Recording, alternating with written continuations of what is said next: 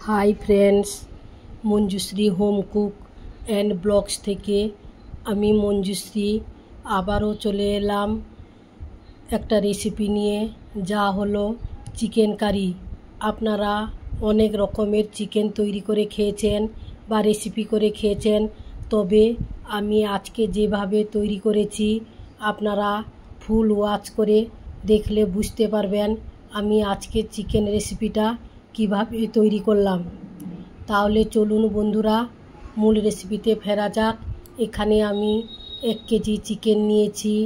তাতে গ্রেট করার জন্য 1 চামচ আদা বাটা, 1 চামচ হলুদের গুঁড়ো, 1 চামচ লঙ্কার গুঁড়ো, আর এখানে অল্প একটু কুচানো পেঁয়াজ, আর নিলাম 1 চামচ লবণ, সাথে দিলাম কিছু পরিমাণে সরষের তেল, আর আগে দিয়ে দিয়েছি 2 চামচ রসুন বাটা। এবার একসঙ্গে ভালো করে আমি এখানে মিশিয়ে নেব, মিশিয়ে ম্যাগনেট করে রেখে দেব। এই জামবাটিতে হচ্ছে না, তাই একটা বড় স্টিলের বাটি নিলাম। ওই স্টিলের বাটিতে পুরোটা ঢেলে দিলাম। এবার আমি ভালো করে হাত দিয়ে ম্যাগনেট করে নিব। এখানে সমস্ত মশলা দিয়ে দিয়েছি, আদা বাটা, রসুন বাটা, পেঁয়াজ, হলুদ গুঁড়ো, লঙ্কার গুঁড়ো দিয়ে তেল দিয়ে একসঙ্গে ভালো করে ম্যাগনেট করে রেখে দিলাম। মেন আসল মশলা এবার আমি আপনাদের সামনে নিয়ে চলে এলাম এই চিকেন কারি করার জন্য।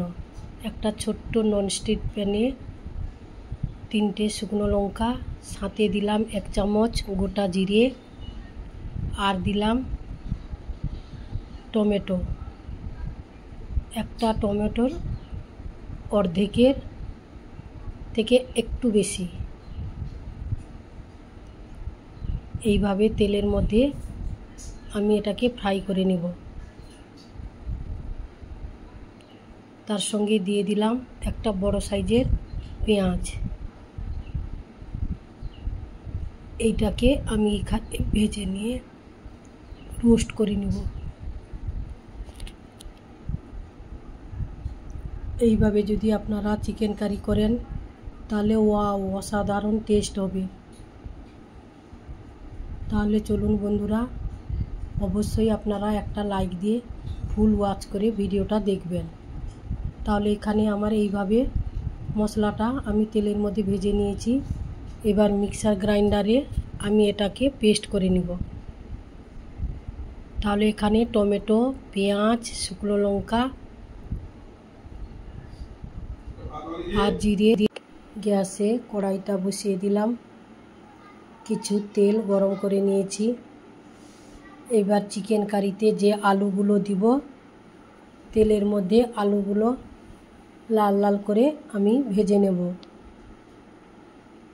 আবার কেউ চাইলে আলু না দিয়েও শুধু চিকেন কারি তৈরি করতে পারেন, তবে আমার বাড়িতে সবাই আলু একটু বেশি পছন্দ করে, তাই যখনই আমি চিকেন রান্না করি আলু দিয়ে করি। আবারও অনেক সময় পেঁপে দিয়েও তৈরি করি।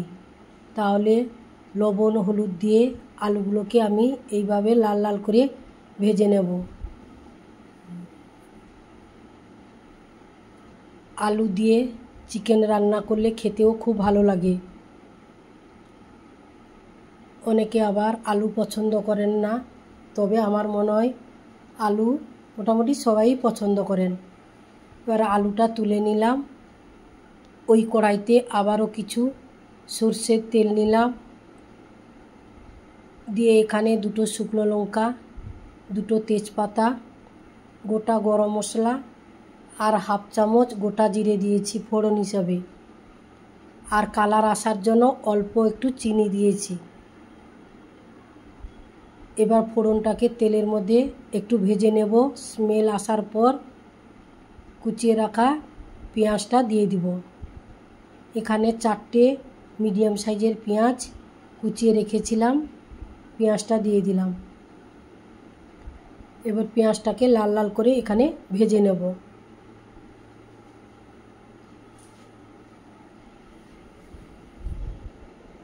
যে সকল বন্ধুরা আমার ভিডিও দেখেন অথচ চ্যানেলটিকে সাবস্ক্রাইব করেননি, আপনারা অবশ্যই চ্যানেলটিকে সাবস্ক্রাইব করে পাশে থাকা বেল আইকনটি প্রেস করে দিবেন।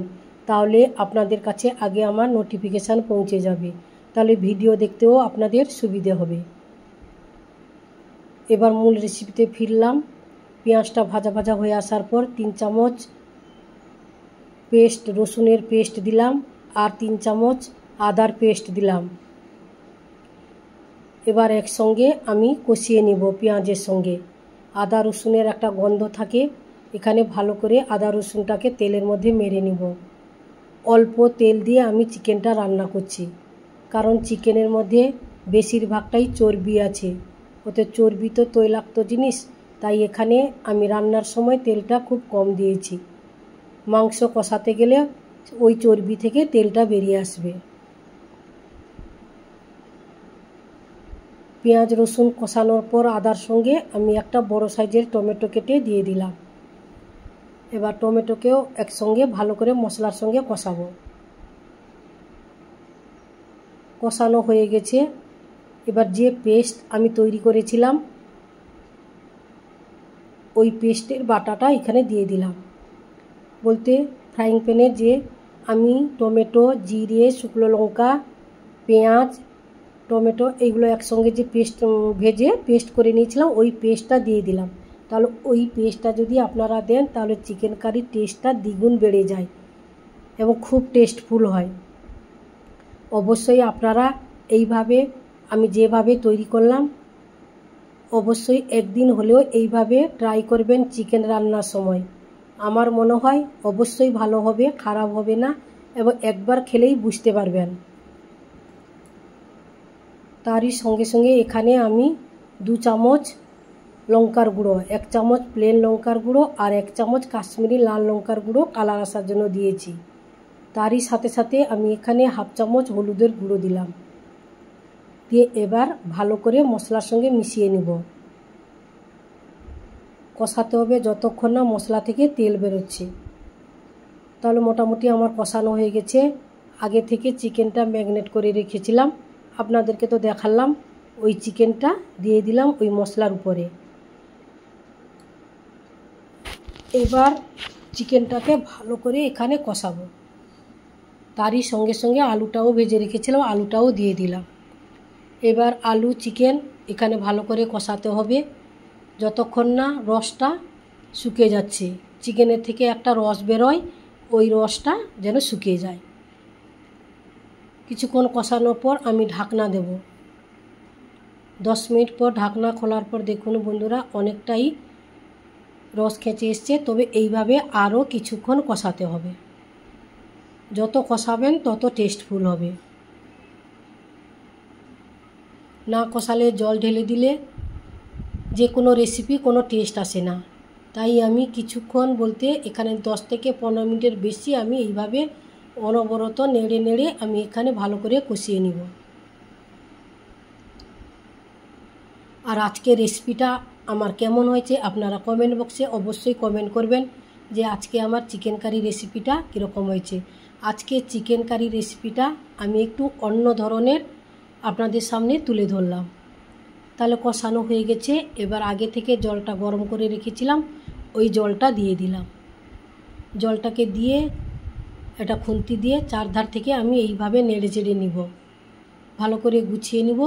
গুছিয়ে নিয়ে আবারও কিছুক্ষণ ফোটাবো। এইভাবে কিছুক্ষণ ফোটানোর পর এখানে গরম মশলার গুঁড়ো 1 চামচ দিয়ে দিলাম। আর যদি রেসিপিটা ভালো লাগে তাহলে আপনারা লাইক, কমেন্ট, শেয়ার, সাবস্ক্রাইব করতে ভুলবেন না। দূরের কাছে বন্ধুবান্ধবের কাছে বেশি বেশি করে শেয়ার করে দিবেন। তাহলে দেখুন বন্ধুরা চিকেনটা রান্না করার পর এইভাবে কালারটা এসে গেছে। এইভাবে কিছুক্ষণ ফুটিয়ে নিব। ফুটিয়ে নেওয়ার পর আমি নামিয়ে নিব। একেবারে জুসটা শুকাবো না, তবে একটু জুস রেখে আমি নামাবো।